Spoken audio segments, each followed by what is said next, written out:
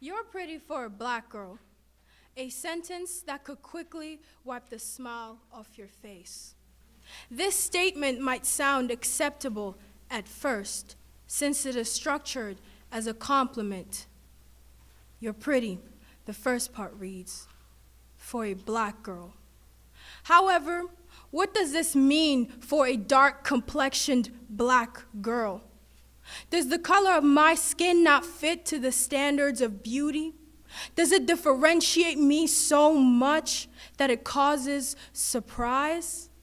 The fact that my skin tone can change whether I am regarded as pretty or not is quite disturbing.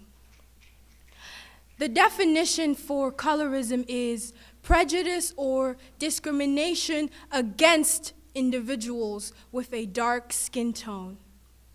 Colorism in the U.S. dates back to the days of slavery, when slave owners would give preferential treatment to fair-toned slaves, while darker-toned slaves were toiled to work outside in the fields.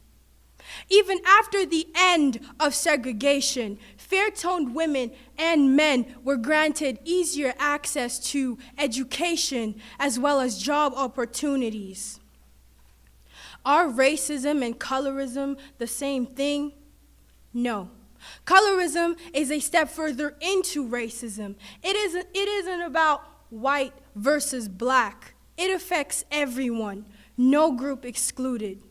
Colorism can be described as a war between light and dark-complexioned women and men. While lighter or fair-toned women are viewed as soft, natural, and more feminine, darker-toned women are viewed as more aggressive, too hard, and sometimes even masculine. Sadly, colorism is a part of the black community. There was a time where several tests were conducted to determine whether you could join sororities or not.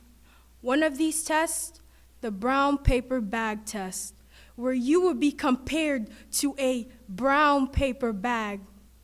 If you were lighter toned than the bag, you were in. If you were darker toned than the bag, you were out. Another one of these tests, the pencil test. It was used to decide whether your hair was straight enough for the pencil to easily slide through. Luckily, these don't take place anymore. The ideal beauty standards. We see it on social media, in magazines, movies, and advertisements. Everywhere, fair-toned women and men are shown as attractive and smart and are often given the roles of the good characters, while darker tones are playing the roles of the negative characters. Light equals smart and perfect. Some body lotions even go as far as to read normal to dark skin. What are we supposed to understand by that? Normal to dark. Skin bleaching is a $10 billion industry. $10 billion. Imagine how many people, men, women, are buying these products. $10 billion. To become as what society sees as smart and soft.